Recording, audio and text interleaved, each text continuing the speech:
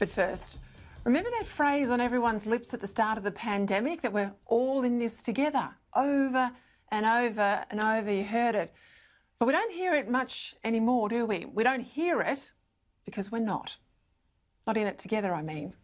We're now a nation divided by borders, the sort of borders we haven't seen since Federation, living under curfews and other draconian rules, such as those in Victoria, that we didn't even have in place when our country was at war. All in it together? Not if you're this woman from Ballarat. She was arrested, as you know, over a Facebook post wanting to organise a peaceful and socially distant protest against laws she thinks are over the top, given regional Victoria has hardly any COVID cases. She's pregnant, she's in her pyjamas, yet she's deemed such a threat that she's handcuffed and taken away. I just wanted to feel like I was doing something, standing up for human rights. I'm just a passionate person, and I'm sick of the lockdowns. I'm sick of hearing about suicides. I personally lost my job, and just sick of watching the economy collapse. It's getting to the point where, I wanted to peaceful protest, and I don't want anyone going to jail or anyone getting hurt or, anything like that. So, I'm not going to sit here and encourage protesting. It's just so emotional, like I'm just baffled. Would you still go and protest if you could? No, I'm too scared now. And it's fear-mongering. That's how I feel. Well, she's now been charged because she's got to be held to account. So says Victoria Police Assistant Commissioner Luke Cornelius. We said we'd be coming out and we'd be holding people to account, and that's exactly what we've done. I mean, you'd have to have been on Mars not to know that. So I have to say that if someone looked me in the eye and I was out dealing with an individual and they said, I didn't know that I couldn't protest, I'd have to say, come on, don't take me for a fool. Now, of course not. You're not a fool. Your officers just dragged her in because you feared she might protest.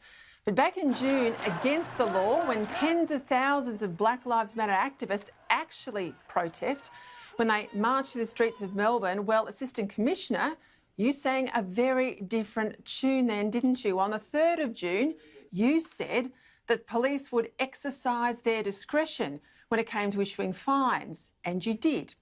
You only issued 3 fines despite over 10,000 plus protesters. And you also said, we don't want to be in enforcement mode, being Robocop. Here I am, all these years living under the misapprehension that we're all supposed to be equal under the law. Here's Victoria's weak as water Police Minister 2 days before the big march, not even trying to rein it in. It will be very difficult, if you end up with 6,000, 10,000 people there. Victoria Police won't be pulling people out and giving them infringements. It'll be impossible without that leading to violence. If you've got 10,000 people there, it's impossible to start doing infringements without it causing massive safety issues for police as well as for protesters and the broader communities.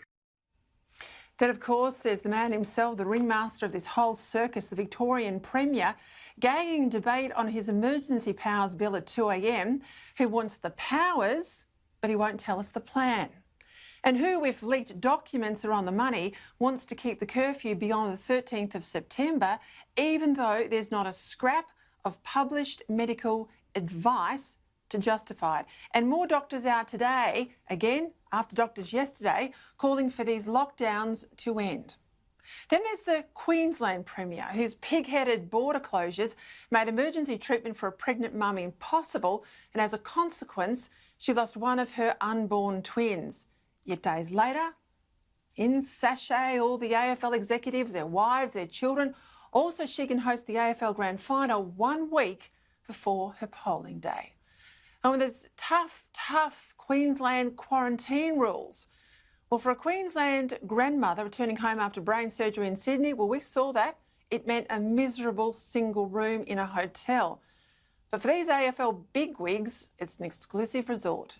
Outdoor space and a pool, and a special press conference to boot, all engineered to kick along Labor's re-election bid. And the recession too, now official of course after yesterday's release of the national accounts. All in that together, are we? You've got to be kidding. If you're a government bureaucrat or a politician, your job's secure. Your pay's still hitting the bank account every fortnight, and for most of you, there's even a salary increase on its way. For everybody else, for the mugs who actually pay the taxes that you spend, well, 40% of you are only keeping food on the table because you're living off JobKeeper or the dole, with no real sense of any plan for when government is going to allow life to get back to some sort of normal. If you're a self-funded retiree, we all hit hardest of all. And small business owners will talk about mental anguish. Many of you, I know, worry that you'll never open up again. What's the whole point of this so-called national cabinet if none of what it says gets done nationally? All it's done is drag bigger and bigger checks out of Canberra and silence fair criticism from the PM and others about state premiers that are letting us all down. It's nothing more than naked politicking by some premiers here who are using this COVID crisis to whitewash years of underperformance. I just hope their electorates wake up. All in this together, you are kidding me.